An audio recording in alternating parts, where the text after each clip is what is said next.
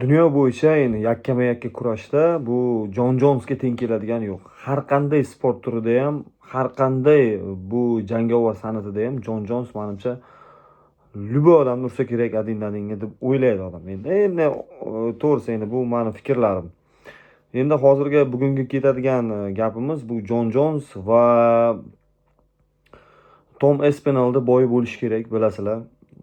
Bu jangni juda ham ko'plar kutyapti, lekin menimcha bu jang hech qachon bo'lmaydi. Chunki Tom Espinal yosh, Jon Jonsdan yoshi ketib boryapti va albatta yutamanmi, yutqizamanmi, juda ham katta pul ishlashim kerak deb juda ham katta mablag' so'rayapti. 30 million dollar so'rayotganida hozir 50 million dollar so'rayapti ekan, adashmasam. Va PFLni bilasizlar, PFLni boshlig'i, direktori unga 50 million dollar beraman, kel urush bizning organizatsiyada debdi. Lekin to'g'risi bu narsa hech qachon bo'lmaydi, chunki birinchidan Jon Jonsni UFCda bitta jangi qolgan va o'sha jangini urushmagungacha Dana White uni qo'yib yubormaydi. Va PFL menimcha 50 million dollar hech qachon Jon Jonsga bera olmaydi va chunki Jon Jonsga beradigan bo'lsa, Francis Ngannou bilan urushtirmoqchi. Francis Ngannouga ham yaxshigina pul berilishi kerak bo'ladi, do'stlar.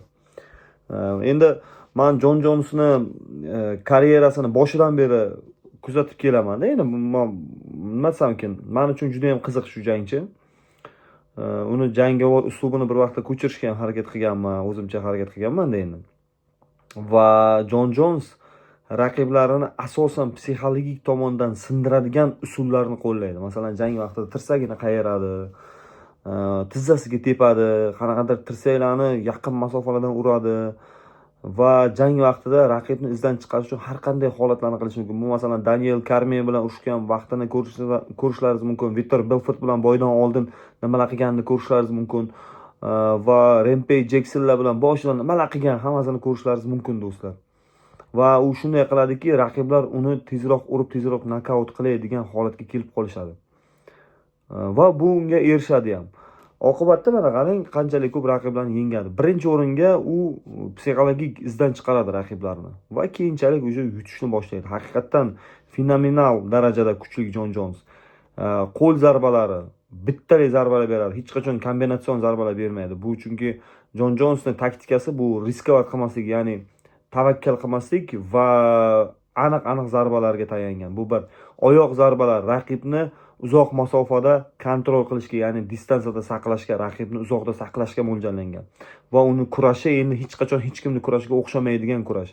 Mana degan olimpiada chempionatlariga qatnashib kelgan volniklarni ham kelsa, masalan, Daniel Cormier jahon chempionati sovrindori, olimpiyskiy o'yinlarni qatnashchisi adashmasam, hattoki Daniel Cormier ham Jon Jonsni yiqita olmadi.